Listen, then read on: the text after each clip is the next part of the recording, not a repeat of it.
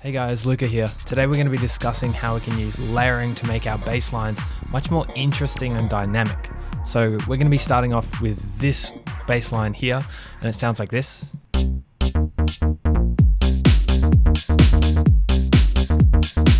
And then we're going to be using some layering techniques that we're going to be discussing in this video to turn it into this one here.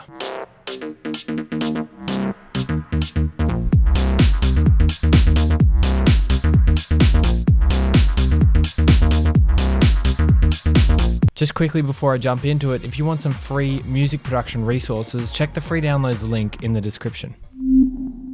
Cool, so this is a bass patch that I started with originally, and it's just a preset from Wavetable. It's the basic FM house bass preset. So this way of layering is one of my favorites because it's so simple, but so effective, and there's endless amounts of creative ideas and avenues that you can go down once you start doing this. So I've just pulled up this layered group here just to show you what we're going to be doing. I generated a bass line in this first. So this melody is just 2 notes or 3 notes, just a C and a D sharp and an A in the scale of C minor. And the golden rule here is to make differences in tone. So I want to create a few different tones within this bass line. At the moment, we just have one tone. So to do that, it's really easy. All you need to do is just click on the track and hit Command D just to duplicate those tracks. And I'm just going to delete the MIDI clips on both of these tracks.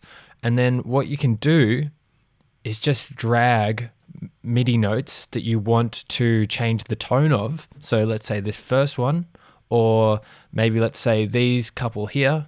You can just drag them out onto this other track here. And then once they're on these other tracks, all you need to do is just go into the instrument and change it. So you want to generate a few different tones that sort of play off each other. Sometimes it's nice having some sort of deeper tones, and then others are a bit more gritty, others have a bit more high end, some have a bit of mids. Sometimes it's nice to process some of them and put a little bit of reverb or echo on just one of the tones, and it just adds this really interesting dynamic and contrast within the bass melody. So let's just collapse this layered one and then just take it out of the way and start processing and working on this one.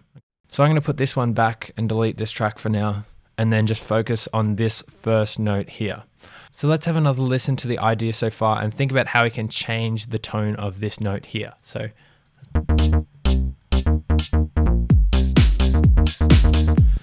the first note here, this one is repeating every bar and it's always the same. And sometimes it's nice to have like a real subby bass note here.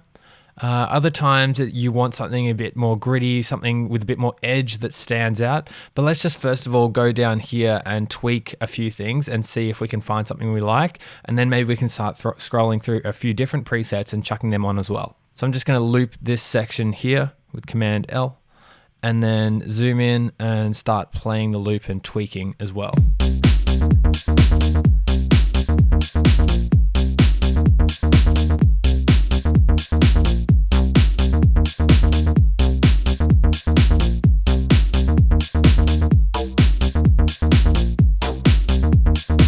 Okay, so nothing in there is really taking my interest, so I'm just going to go over to Wavetable and have a look in the other bass presets and just start clicking on them, see if we can find something we like. It's a little bit too intense.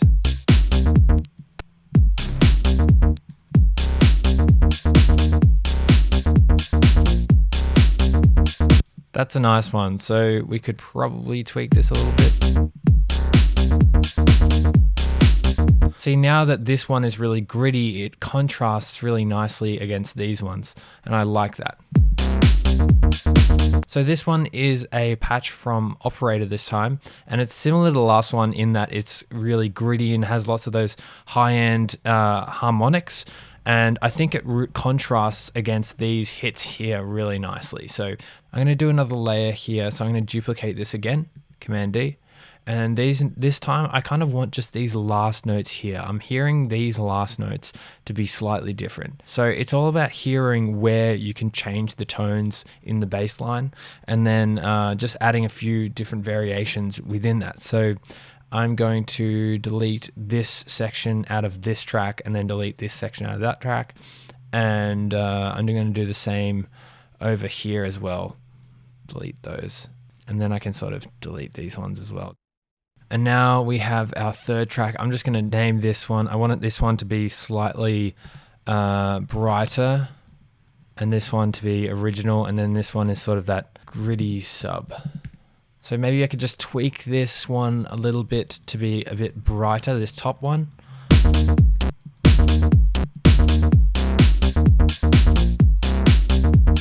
Maybe we could put some saturation on this one.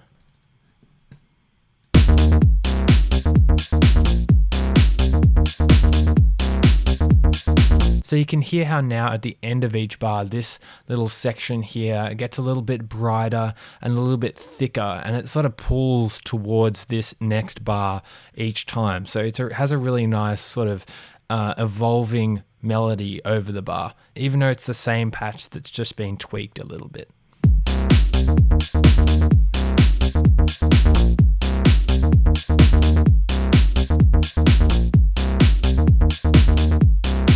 And so far so good. We have these 3 different tracks and we've just tweaked the tones on each of them differently, but it doesn't stop here. Now that we have these 3 tracks, we can literally do whatever we like to them, and we can process them differently as well. So let's think about how we can process each of these slightly differently to give it a bit more flavor. I think I want to process this one with a little bit of maybe like reverb or echo.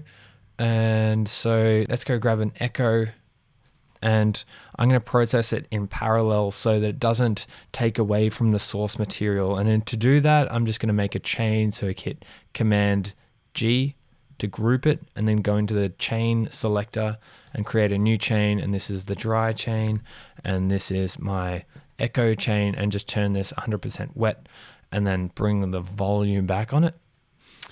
And maybe tighten the EQ here so it just echoes those mids around 1K. Maybe you could even put a little bit of a resonance boost if you like. Let's see how this sounds so far. Okay, so I'm going to make the notes a little bit longer, maybe quarter notes. I'm going to put a reverb on here as well and see how that sounds.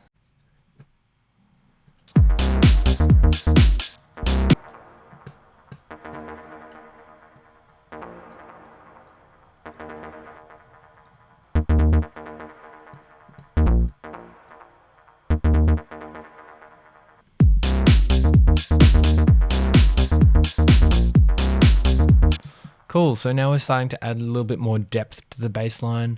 Let's think about some other things we could do. Maybe we could make this even fatter.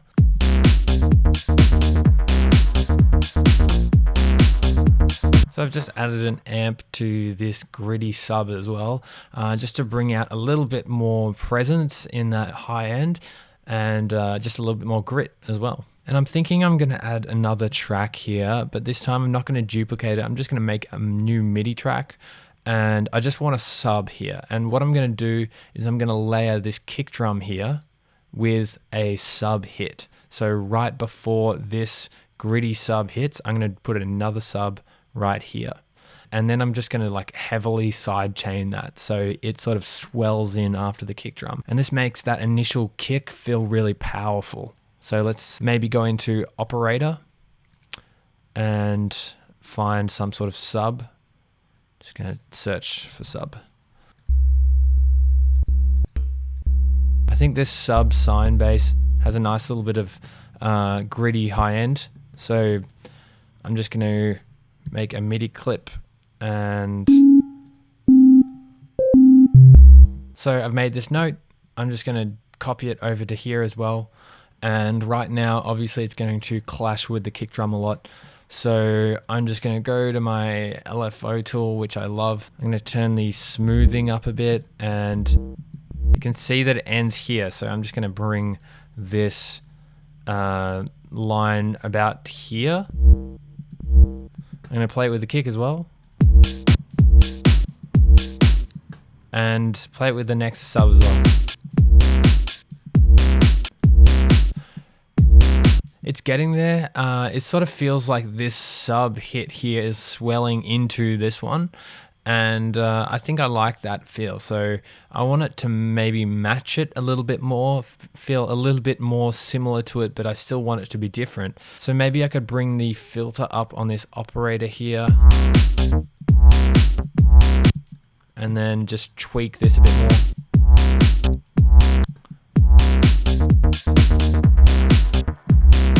That's sounding a bit better. We do have a little bit of a problem here because the tail of this sub sine here is sort of ringing out a bit just over this, overlapping onto this note here. So I'm going to bounce that into audio soon. In fact, let's bounce it into audio now. I'm just going to freeze it and then flatten. And then what we can do is just go in here and delete the tail. I'm actually going to turn my grid onto 8th notes. So I can just click here and delete and make sure, yep, the fade is there, fading out nicely. So I'm not getting any clicks. Let's have a listen. Maybe I could fade in here as well. That's sounding good. I could even process this one a bit more as well. Maybe I could throw on some saturation in there. I'm going to do the same thing as I did in the echo in this one. I'm just going to put it into a group and make a dry chain. And then the wetness is full on this one. And then we can really go crazy and add a lot of drive and see how that sounds. Maybe.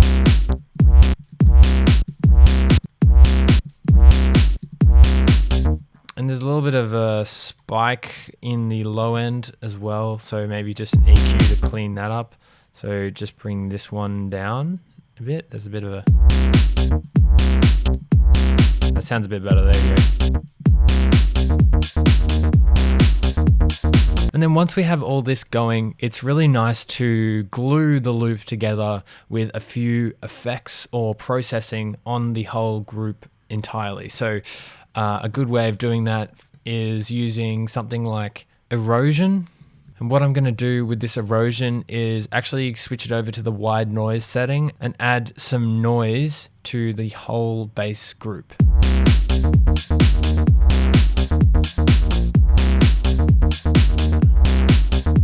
That just helps glue it all together as one bass line rather than 4 different sections. You can experiment with other things like saturation and compression as well. This will really help it to feel nice and cohesive. And finally, another thing I'm going to do is actually add an auto filter. Just going to put it before the erosion and change the filter mode to something else. Let's maybe try the MS2 filter and just crank the drive. And that is going to give it some more volume, but it will also add a nice bit of analog filter saturation as well. So I know that I'm going to use this filter in the arrangement to make filter movements, but this will also provide a nice amount of warmth.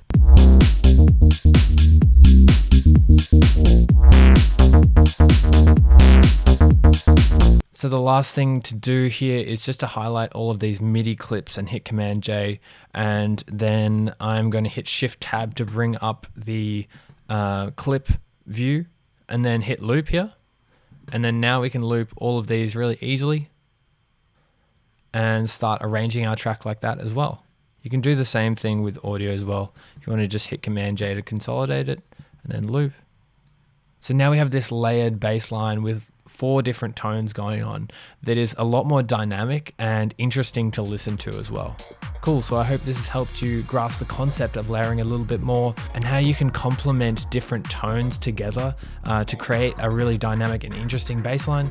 If you've enjoyed the video today, remember to leave a like, subscribe, or even share the video around. All of this stuff really does help us to keep making content for you guys. Anyway, thanks for hanging out, and I'll see you next time.